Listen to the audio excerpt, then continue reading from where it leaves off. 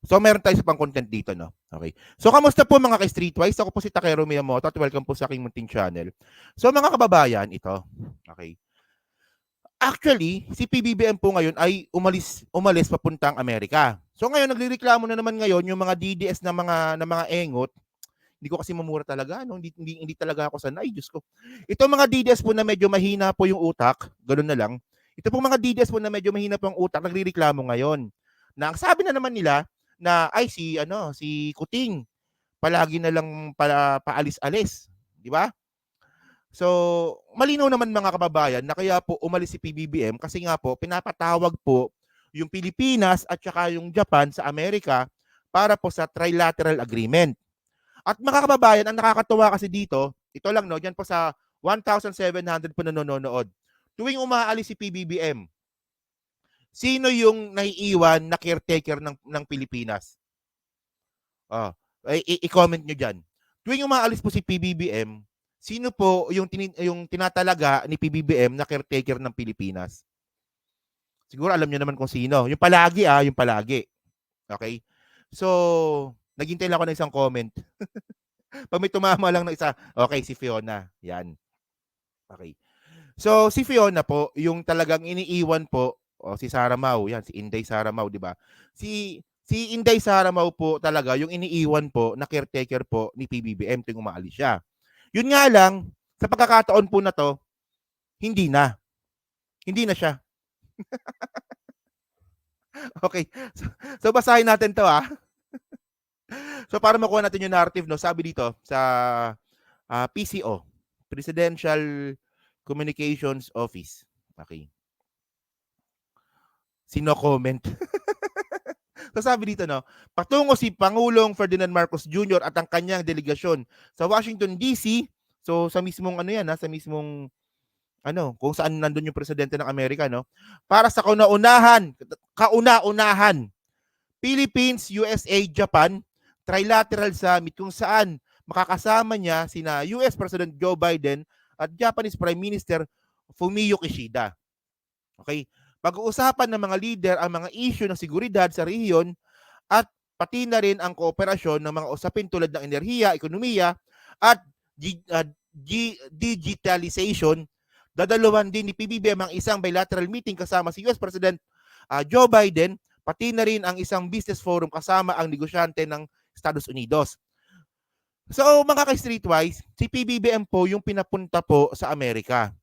At naniniwala ako na ang isa po sa mga pinag-usapan dito, ang pag-uusapan dito, may mga negosyo, may ekonomiya, kasama na rin po dito yung West Philippine Sea. Naniniwala ako doon. Okay? So ngayon mga kababayan kasi, kanina nung umalis po si PBBM, andun si Sarah. Andun naman siya.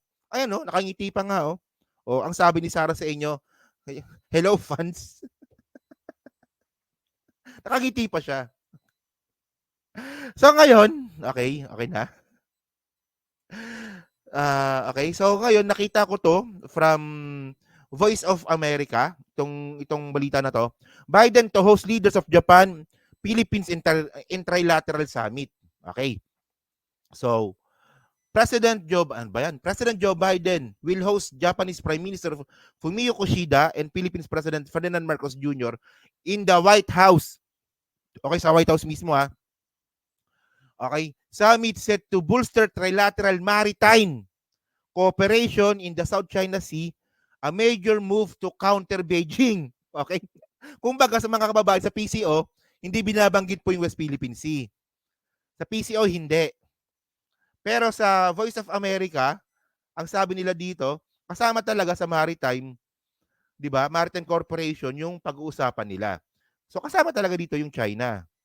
Yung China conflict. 'Di ba? Kita nyo, 'di ba? The first of its kind gathering by the United States. So ito ngayong unang pagkakataon tulad ng sinabi ko kanina. And its two Asian allies is set for Thursday. It's part of Biden's strategy to stitch together pagtatahiin existing bilateral alliances in broader minilaterals to amplify US influence in Asia. Okay. So ayaw na mga DDS to. Diyos ko. Para sa kanila, okay lang. Sa mga DDS, okay lang na i-water cannon tayo, okay lang na sakupin tayo ng China, basta mapatunayan lang nila na tama si Duterte. Kita mong mga kahinaan talaga ng mga to, no? Mga mahinang nilalang talaga tong mga to, no? Wala silang pakialam sa soberanya ng Pilipinas. Basta mapatunayan lang nila na tama si Digong. Ayun lang naman talaga gusto ng mga yan eh. Di ba? Okay. Okay, Manila is keen to firm up Trilateral Maritime Corporation, namely plans for joint naval patrols by the three countries, a move that would likely trigger a strong reaction from Beijing. So natural naman talaga yon. And then, joint patrols are something that we've already discussed. Ibig sabihin na pag-usapan na extensively with Japan and the United States. Philippine Ambassador to the US, Jose Manuel Romualdez, told reporters in the briefing last week. And I think that we are hoping that this will come into fruition very soon. So yung nangyayari pala ngayon sa West Philippine Sea ngayon ay patikim pa lang pala yan. Patikim pa lang pala yun. Di ba? Hindi pa pala ayon ang kayang ibigay po ng Japan tsaka Amerika. Well, sabi naman ni Amy Marcos, kontra na naman siya dito, na hindi daw kailangan ng puro tapang kasi wala naman daw tayong gamit. Eh di ba senador ka? Eh di gumawa ka ng paraan para magkaroon tayo ng budget tungkol dyan. Kita mo, bawal na kasi magmura, Diyos ko. And, so ito mga kababayan.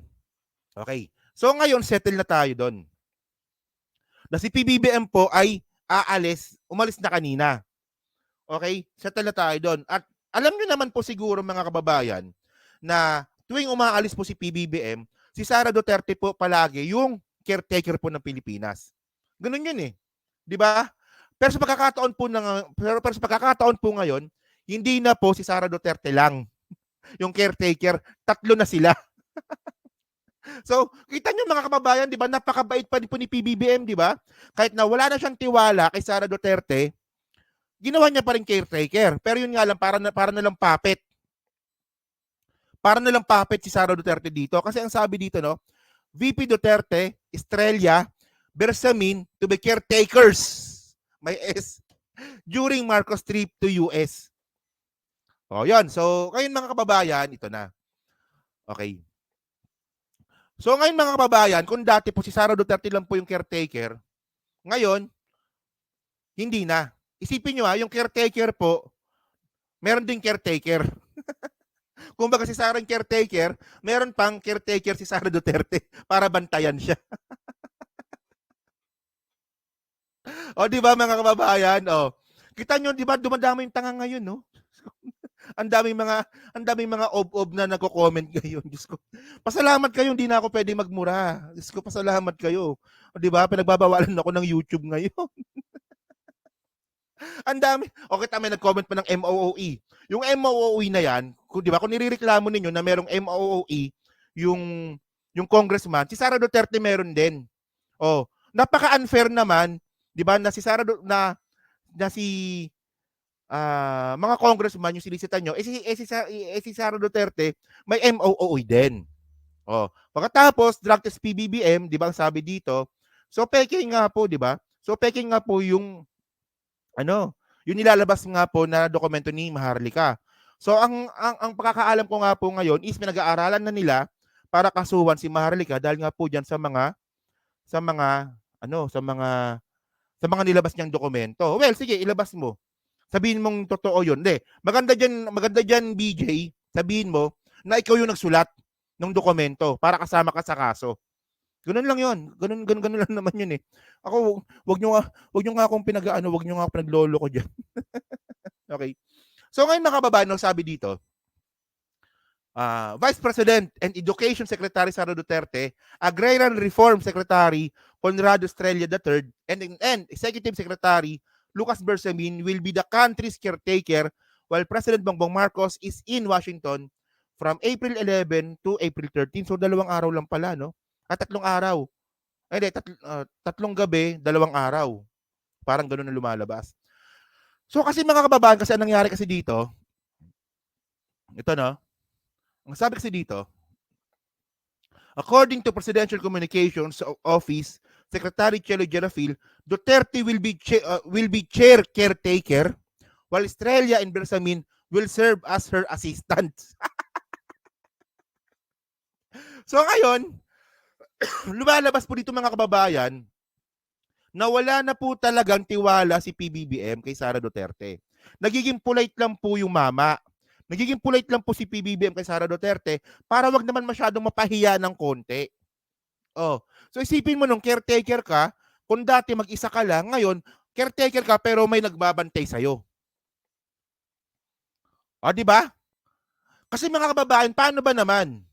Paano ba naman na hindi magtitiwala kay PBBM itong si Sara Mau? Eh, nung siya yung naging caretaker, nakita siya dito sa rally po ng rally sa Liwasan Bonifacio. Ayun ang mga picture, oh. Oh, nakita siya doon. Sa rally po sa Liwasan Bonifacio.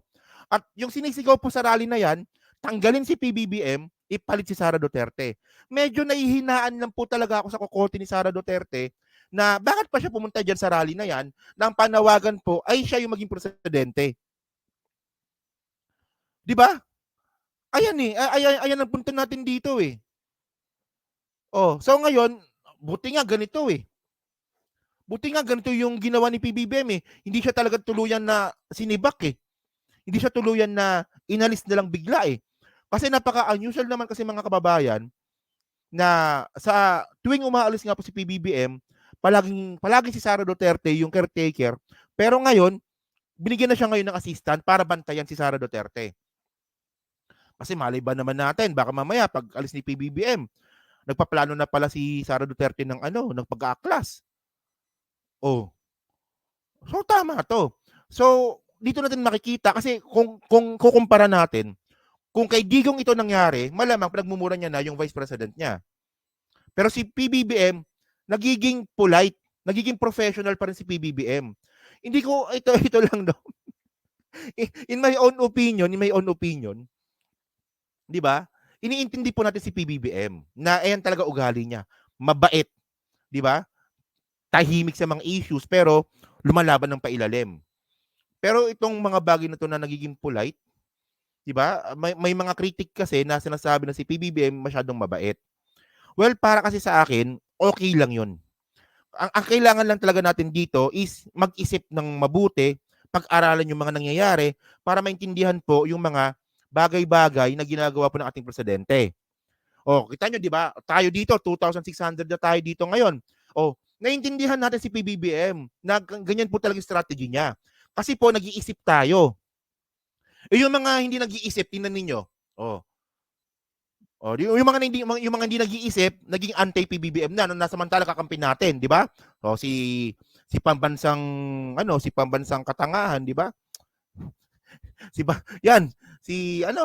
PL. Oh, marami yan eh. O sila Joey Cruz, sila Coco Locoy.